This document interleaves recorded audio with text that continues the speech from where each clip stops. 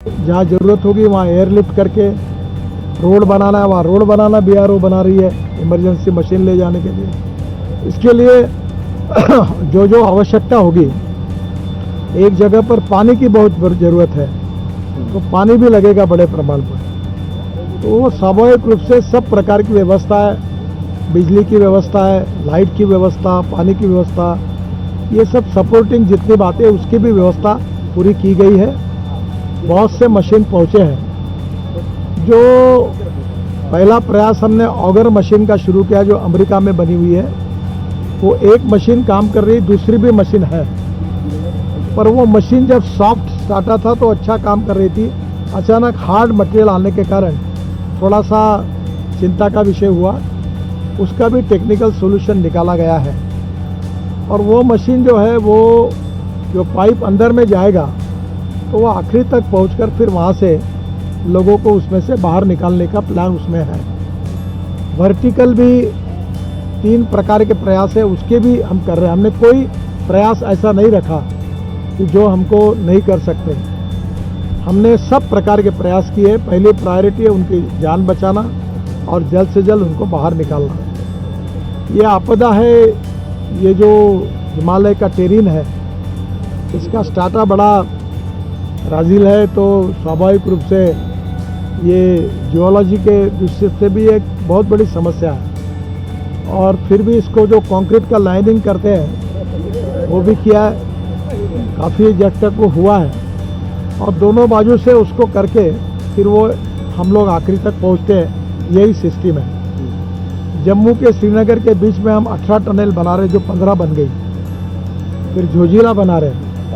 तो करीब उत्तराखंड, हिमाचल और कश्मीर, जम्मू कश्मीर को पकड़कर हम कम से कम 2.25 लाख करोड़ की टनेज बना रहे हैं। ये जो लैंडस्लाइड्स होती है इसके लिए भी हमने स्पॉट्स भी आइडेंटिफाई किए हैं और उसके लिए भी परमानेंट सॉल्यूशन कैसे ढूंढा जाए, उसमें उत्तराखंड के सरकार ने भी एक रिसर्च इंस्टीट्यूट खोला है। हमने स्विट्ज़रलैंड के काफ़ी कंपनियों के साथ चर्चाएं की है और इसके लिए भी परमानेंट व्यवस्था हमारे मिनिस्ट्री में करके इसको प्रोटेक्ट करने के बारे में हम काम करेंगे।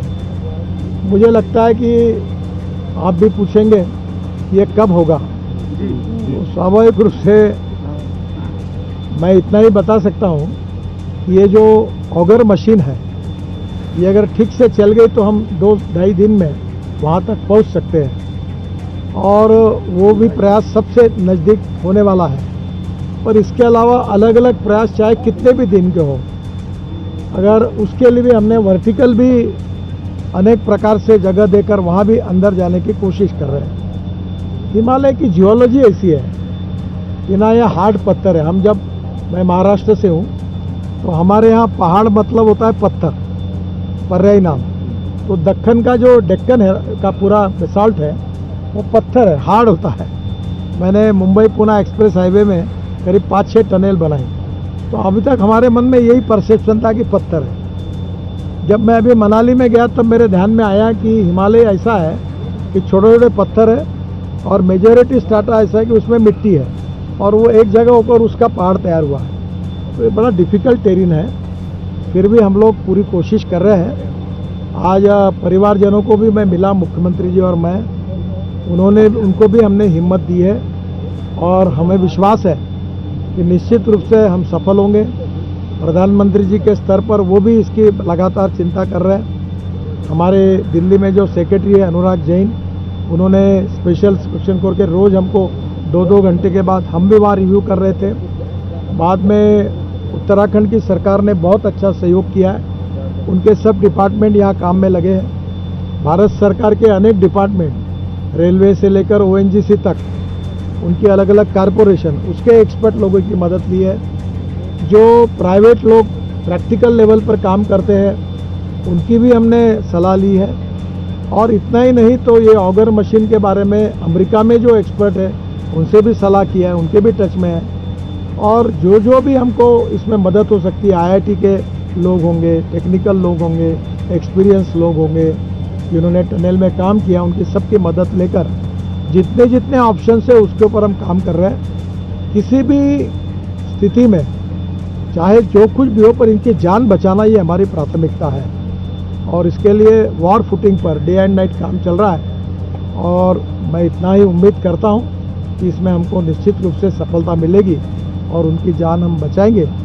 और तब तक निश्चित रूप से उनको अंदर में जो लोग हैं वहाँ लाइट है, काफ़ी खाली जगह है, लोग घूम रहे हैं, उनसे कम्युनिकेशन हुआ है और वहाँ उनको अभी हम लोग बाकी बातों के साथ इलेक्ट्रॉनिक्स और टेक्नोलॉजी का उपयोग करके हम लोग अलग अलग प्रकार की डिफेंस के सेक्रेटरी से बात हुई है कि ऑप्टिक फाइबर केबल डाल जाए सकती क्या, पानी के लिए भी व्यवस्था हुई है, ऑक्सीजन की भी व्यवस्था हुई है और अभी उनका मॉरल ठीक है, वो भी हिम्मत से लड़ रहे हैं। एक प्रकार से एक आपदा के साथ लड़ाई है, सब हम लोग मिलकर उसके ऊपर जीतेंगे, यही हमारी पॉजिटिविटी के साथ दृढ़ विश्वास है।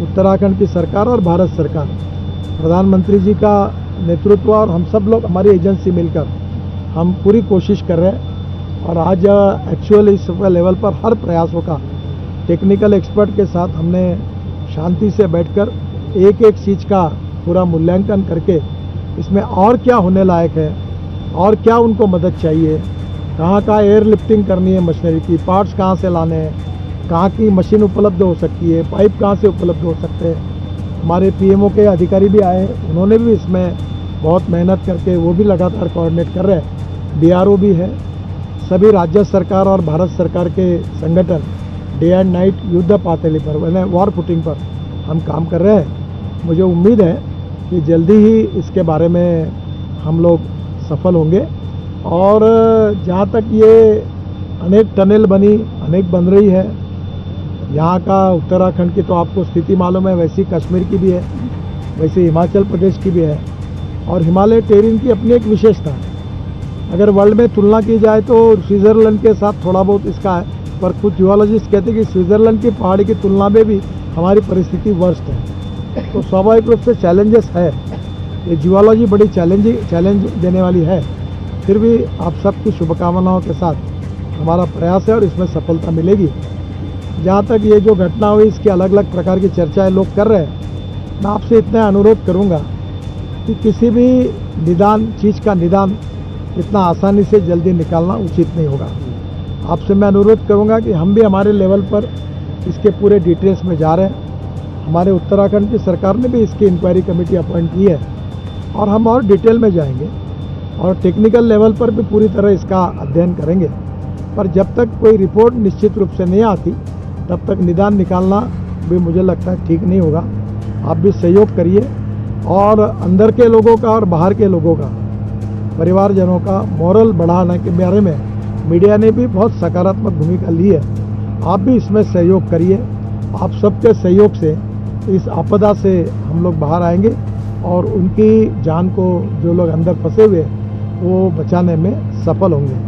आप भी सहयोग करिए, यही मैं आपसे अनुरोध करता हूँ। सर 6 विकल्प पे आपने बात की है, आपने कहा है कि 6 विकल्प हैं हमारे पास, तो जो विकल्प सबसे बेहतर विकल्प आपको क्या लगता है इसमें कि इससे कम से कम इवैक्यूएशन हो जाएगा? ये अगर जो मशीन लाई है अमेरिका वाली, जिसकी दूसरी स्पेयर में भी रखी हुई है, ये मशीन ही वहाँ पहुँच सकती है।